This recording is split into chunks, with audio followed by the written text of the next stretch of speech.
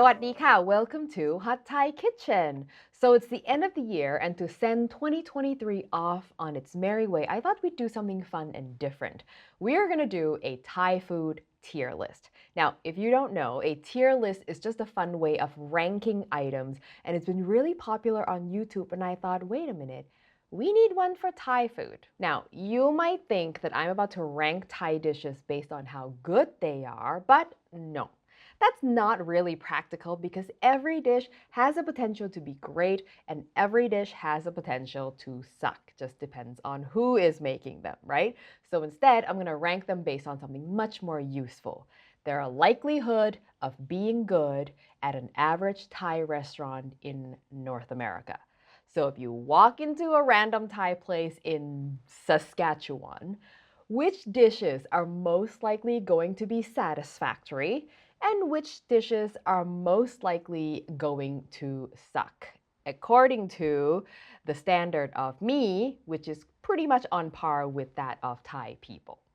So my hope is that this list will help you maximize your chances of having a good Thai meal wherever you go. All right, let's go through our list. Starting from the top, we've got our S tier super choice. Now, if I see these items on the menu, I am going to order them because they're unusual for a Thai restaurant to have them. They're harder to prepare, requires a lot of prep. So if a restaurant decides to commit to one of these, probably means someone in there is committed, probably a good dish to try. The A tier, A for almost always good. These are dishes that are easy to execute well, so you've got like a good 70 to 80% chance of it being satisfactory. B tier is for bold choice. Maybe it's good, maybe it's not.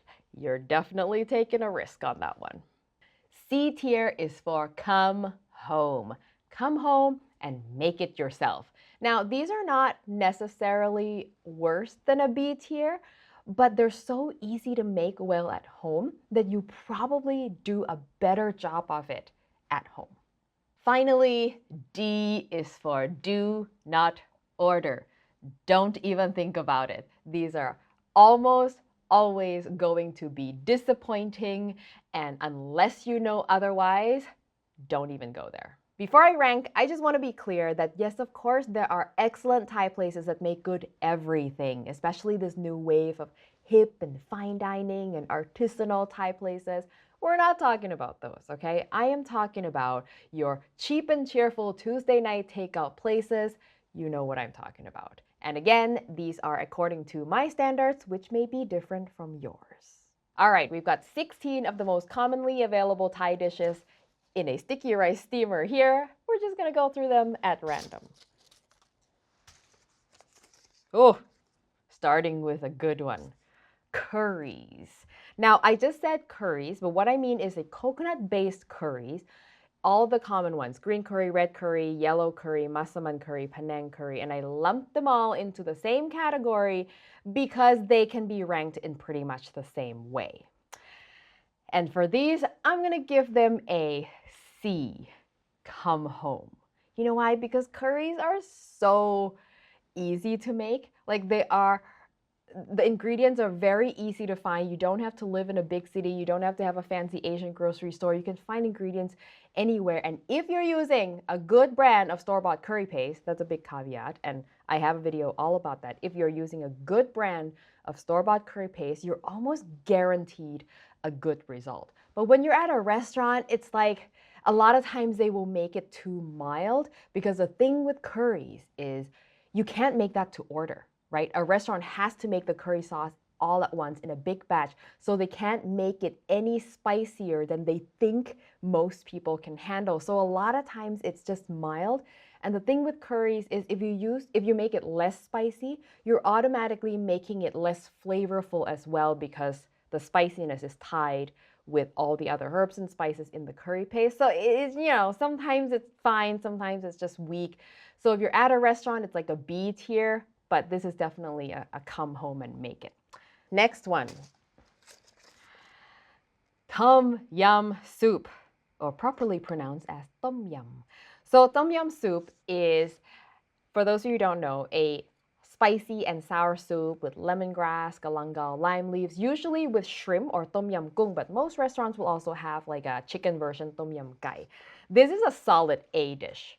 Like I can tell you that right now because it is so easy to do well. Most restaurants do a decent job of it. It might not be like a blow your mind kind of tom yum, but it will at the very least be pleasant. So very, very safe dish. Next.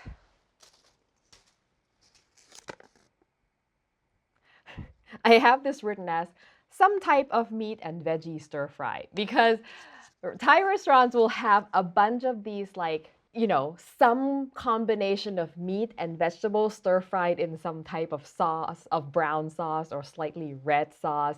There's a bunch of these. It could be like beef and broccoli. It could be cashew chicken. It could be like a sweet and sour stir fry or just ginger stir fry. One of those dishes. And this for me is a B. It's a bold choice. Like sometimes it's really good, and then sometimes it's just like, just some dry chicken with some chunky broccoli, and the sauce doesn't really do anything for you. So it's definitely a B. This is so fun. I love it. Ooh, ratna. Ratna, for those of you who don't know, I think is one of the most underrated Thai noodle dishes ever. It is white rice noodles with a gravy on top. But I think the reason why it is underrated is because it is so hard to do well. This is why in Thailand, most places that make ratna are specialists. Like they make ratna and like one or two other things. So most of the time when you order ratna in a Thai restaurant here, it sucks.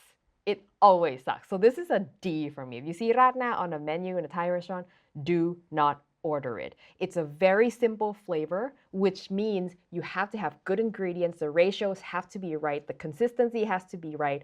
Like everything about it has to be right. Otherwise, it's really not that good. So stay away. If you want to try it, I have a recipe. It's not hard to make at home. Yeah, that's our first D list of the day. And by the way, yes, if I sound a little stuffy today, I am getting over a cold, but I'm all good. Next. I don't want to do this one. I'm gonna leave this one for later. Pad see ew. Pad see ew is a cult favorite. Like people who love pad see ew are so passionate about it, and I'm definitely one of them. If done well, it is so good. However, at a restaurant, it's a B. It's a bold choice, man. Like sometimes it's so sweet. Sometimes the noodles are mushy. Sometimes it's not even the right noodles. They put carrots and all sorts of weird things in there. But sometimes it's good. You just never know with this one. However, I will say that if you can get the rice noodles, the fresh rice noodles, like if you live in New York, LA, any of those big cities where you've got good variety of Asian ingredients, definitely a C. Come home and make it. My recipe, I don't know about anyone else's recipe. My recipe is so solid without trying to like be overly self-promotional, but like I've heard from countless number of people who say that I've made your recipe and it is better than any restaurant version I've ever had. My own brother makes it constantly. So this is definitely a C if you can get it. Green papaya salad, som tam. I kind of debated whether this should be an A or a B, but I think I'm going to put a B because it's not hard to make a good papaya salad. However, a good papaya salad for a Thai person needs to be strong. The flavors need to really punch you in the face. It needs to be sour, salty, spicy. Like everything has to come at you strong. And you should be sweating and, and it's not supposed to be like a spring mix. But a lot of times in, your average Thai place, they make it quite mild. They make it like it's a side salad with a vinaigrette. And it just doesn't get you the feeling you're supposed to get from a papaya salad. So I'm going to put that as a B. Like it might be an enjoyable salad, but it's definitely not having an effect that it should. Oh, we got our first S tier dish, Hadi fried chicken.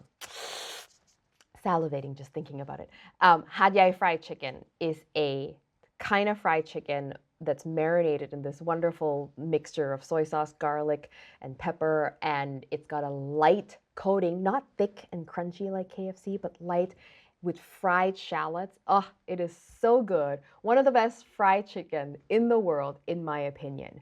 And if a restaurant does choose to have it, they probably do a good job. This is not a common thing that's done, and so of the places that have done it, none of them have disappointed me. It might not be called Had Yai fried chicken on the menu. It might just be called Thai fried chicken or fried chicken, but the style is probably similar to Had Yai fried chicken. So I'd say if you see fried chicken in a Thai restaurant, that's a solid choice. Next one. Tom kha gai. Tom kha gai is a soup made with coconut milk, chicken, galangal. It is wonderfully delicious and soothing. It's not too spicy. Solid A tier.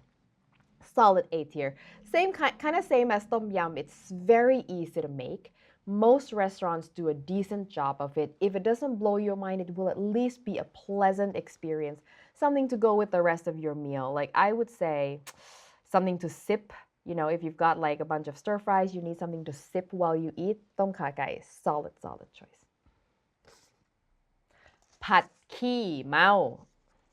Pad Ki Mao is sort of like the sister of Pad See Ew, stir-fried white rice noodles, but with spicy and with holy basil.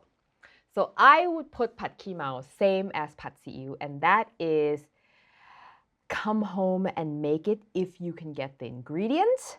But if you're in a restaurant, it's a B. If it's a restaurant, sometimes it's good, sometimes it's not. You know, you just never know. But just like Pad See Ew, it's easy to make. I have a solid recipe that if you follow it, guaranteed to satisfy. Boat noodles. Boat noodles? If you don't know what boat noodles is, it's because it's not a very common dish. So the places that do make it usually do a very good job of it. S tier. Definitely S tier. So boat noodles is a kind of noodle soup with a rich aromatic broth full of spices. It's thickened with blood and it's rich and oh my God, so good. But it requires a ton of prep. The ingredient list is like this long. So a restaurant who chooses to make that has to be committed to making it. Now, as I'm thinking about this, I just remembered that there was a Thai restaurant that I saw recently in Vancouver that serves boat noodles, and it's not very good. But, you know, we're talking about probability and statistics here. We're not going to cover all our bases. But chances are it's going to be good. Ha! Chicken satay, which is not a thing in Thailand. Chicken satay, very common dish. This is a hard one because most of the time it's gonna be fine. But for a Thai person, this is a B. This is a B tier because the chicken itself is usually fine. It will be tasty. It's the sauce that's the problem. Because half the time you get a sauce that's like this peanut buttery goop that is not what a Thai satay sauce should be. It should not be made with peanut butter, first of all. But half the times that's what shows up. So for a Thai person, that completely ruins the satay. I don't care how good the chicken is. If your sauce is made from peanut butter, I'm done. So B for me. As a side note, if you haven't seen my chicken satay video, chicken satay is not very common at all in Thailand. You only find it like in places that serve tourists and in Muslim communities. The vast majority of satay that Thai people eat is pork satay, which is like disappointment number one for a Thai person going to a Thai restaurant here is that it is not pork. I'm so excited every time I pick up one of these and I'm like, ooh, what is it going to be? Oh, Yam Fu. If you've never heard of it, it's because it's not very common. And if it's not very common, you know this is an S tier dish. Yam Fu. Sometimes in Thai restaurants here, they call it Yam Fu because pladuk is catfish and not not always available here, so you can use other fish for it. Anyway, the fish gets completely annihilated, like the meat gets pounded into a paste, and then that paste gets deep fried.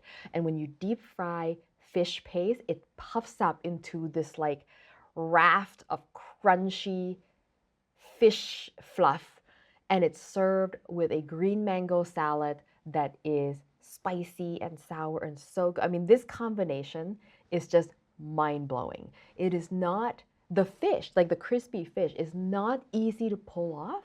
It does require work, it does require skills, which is why if a restaurant has it, that means someone with skills is in the kitchen, and chances are it's going to be a good dish. It's also not a dish that once you can make the fish, it's not hard to make it good. So chances are it's going to be a great dish. So if you see some sort of crispy fish salad with green mango salad at a Thai restaurant, order it. It's going to be solid. Mango sticky rice. I think this is our only dessert of the whole list because it's like the only common dessert that there is in Thai restaurants in North America. I don't know why, but that's the way it is. Mango sticky rice is a solid A tier. Almost always good if the mango is good. That's the only caveat. So like if you live in, I don't know, Idaho and it's December, maybe not a good choice because the mango is not in season and probably not good.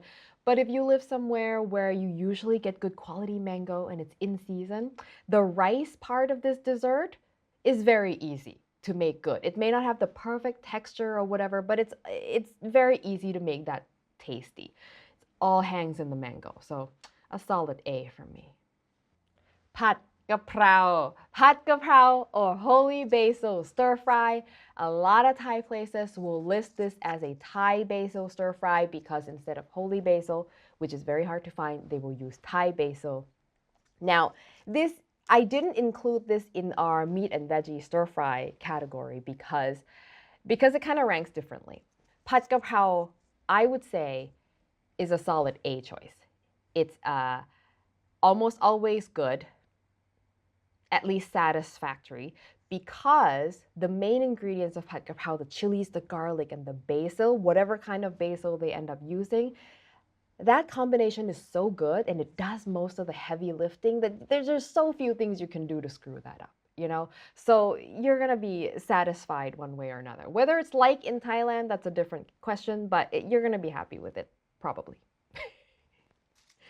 Whew, last two. What is this? Lab. Lab. A salad made of ground meat. It's sour, it's spicy. You serve it with sticky rice and vegetables. So good. And I think it's an A. I think it's almost always good because it's so easy. Like there's really not that much to it. Every ingredient is easy to find, and if a restaurant screws that up, you really should not go back to that place because it's like one of the easiest things you can do. So a solid choice.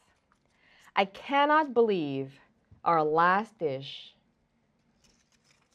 is, of course, pad thai. Ha! This, believe it or not, was the whole reason why I wanted to do a tier list to begin with, because pad thai is most definitely a D. Do not order. When I first came to North America, I would order pad thai at every place that I would visit as a test for whether or not this place is a good place. If they can do pad thai well, it's good. If not, it's not good. I quickly realized that that is a terrible test because most places do a terrible job of it. And it doesn't necessarily mean that the rest of the menu is bad, but it's so rare that the pad thai is good because pad thai is hard to do well in general. And most places will make it so sweet, like syrupy sweet. A lot of places will add ketchup to it, and God, it's just so disappointing. On top of that, pad thai is not supposed to be just a bunch of noodles. There's so much stuff and bits and, stuff in it. And most of the time you come here, it's just a pile of noodles with like 5 pieces of bean sprouts in it. So in just about every way you could imagine, this dish is always disappointing. Like, I have found maybe 1 or 2 places in my entire life here in North America that makes pad thai that I am not upset by. So if you see pad thai and you don't like syrupy, goopy noodles, do not order. If you like syrupy, goopy noodles, go for it. And that is it. And if you're looking at my chart here, I got half the dishes in S or an A tier, and then the other half in B, C, or D. That means that if I were to order some Thai takeout and just pick dishes at random, I got about 50% chances of that meal being good. That's not bad. That's better than less than 50. So I hope you found that enjoyable. Again, this was just my opinion based on my experience. If you feel like you've been to enough Thai places, maybe you go to different cities and you have your own opinion, share with us in the comments below. I'd love to hear it. A special thanks, as always, to all of our Patreon members who help support the show. And if you want to know what that's all about, how you can get access to me, and then you can argue with me about my ranking in our Discord group, you can check out the link in the description below. Thank you, as always, for your support all this year, and I hope you have a great 2024. สวัสดีค่ะ